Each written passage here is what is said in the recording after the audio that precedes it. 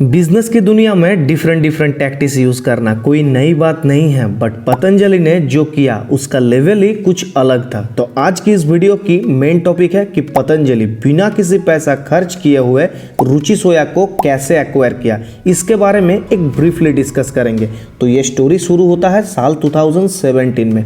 तब रुचि सोया एक bankrupt company था जिस पर SBI एंड दूसरे आदर्श बैंक के पास टोटल 12,000 करोड़ जैसे एक ह्यूज अमाउंट का डेट था। और तभी पतंजलि ने इस सीन में एंट्री लिया और इस डेट के 1/3 पे करके रुचि सोया को पूरी तरीके से एक्वायर करने के लिए बैंक वालों से ऑफर की।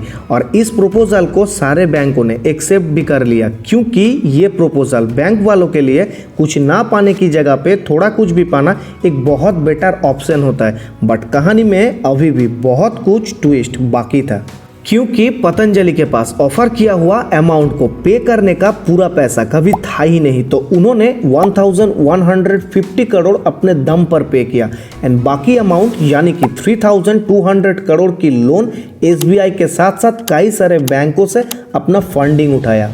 तो अब आप एक इंटरेस्टिंग फैक्ट के बारे में सोचिए कि जिन बैंकों को ओरिजिनली रुचि सोया से 12,000 करोड़ रुपीस रिसीव करना था एंड उन्होंने जब देखा कि रुचि सोया ये डेट कभी भी लौटा नहीं पाएगा, तब उन्होंने पतंजलि की 4,350 करोड़ रुपीस वाली प्रपोजल को हेवी डिस्काउंट होने के बावजूद उसे एक्सेप्ट किया।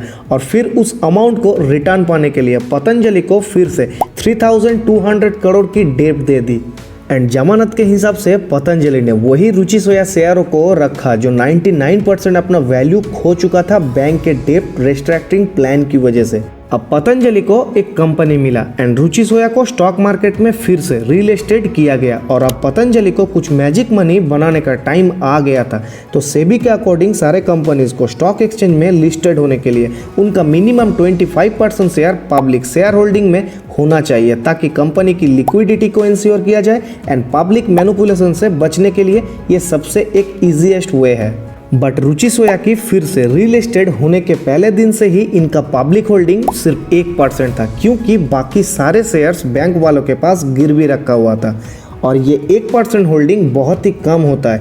अब स्टार्टिंग में पब्लिकली लो नंबर शेयर्स मतलब ही है कि इसे मार्केट में कुछ बड़े प्लेयर्स के through supply and demand dynamic process से शेयर की प्राइस में इजीली मैनिपुलेट किया जा सकता है। और यहाँ पे भी सेम ऐसा ही कुछ हुआ, क्योंकि रुचि सोया की शेयर प्राइस 3.50 रुपीज से बढ़कर सिर्फ 2 सालों में ही इनका प्राइस 1085 तक पहुँच गया था। तो पतंजलि जब रुचि सोया को सिर्फ अपना जेब से खर्च किया हुआ 1000 करोड़ से खरीदा था, तब पतंजलि के पास 1000 करोड़ यानी कि investment amount divided by share price यानी कि 3.50 rupees equal to 286 crore unit share तब इनके पास प्रेजेंट था। और आज की अगर वैल्यूएशन की बात किया जाए तो 286 करोड़ यूनिट इंटू 1085 रुपीज जो पर शेयर का प्राइस है इक्वल टू 31,000 करोड़ रुपीज होता है। और इस बबल अप वैल्यूएशन की प्रॉफिट पतंजलि कंटिन्यूअसली उठाते आ रहा है एंड अभी रिसेंटली रुचि सोया अपना 20% शेयर पब्लिकली ऑफर किया है, जिसका एक्चुअल बाइंग प्राइस था 2,400 करोड़ रुपीस एंड इसका आज की डेट पर वैल्यूएशन है 21,500 करोड़ रुपीस। और ये फैक्टर हमें नहीं भूलना चाहिए कि पतंजलि पूरी रुचि सोया को 4,350 करोड़ रुपीस से खरीदा था और वो भी अपने पैसों से नहीं। एंड रुचि सोया ने इस स्ट्रेटेजी से अपना टारगेट अमाउंट को पहले से ही कलेक्ट कर लिया था और अभी हमारे जैसे रिटेल इन्वेस्टर हाई प्राइस पर रुचि सोया की शेयर प्राइस बाइंग और सेलिंग की प्रॉफिट से इन्होंने अपना सारा डेट्स को डे बाय डे कंटिन्यूअसली पे करते आ रहा है। और इसी तरह बाबा रामदेव एंड पतंजलि ने अपना जेब से सिर्फ 1000 करोड़ रुपीस की इन्वेस्टमेंट पे एक कंपनी का 80% मेजर स्टेक हासिल कर लिया है। तो फाइनली यहाँ पे लूज कौन कर रहा है, इसे कमेंट में ज़रूर बताना। तो गाइज अगर ये क्लेवर स्ट्रेटेजी के बारे में आप बिल्कुल अननोन थे तो प्लीज़ वीडियो को लाइक शेयर एंड चैनल को सब्सक्राइब करने मत भूलना। तो गाइज मिलते हैं नेक्स्ट डे एक और न्यू इंटरेस्टिंग वीडियो के साथ, तब तक के लिए बाय बाय।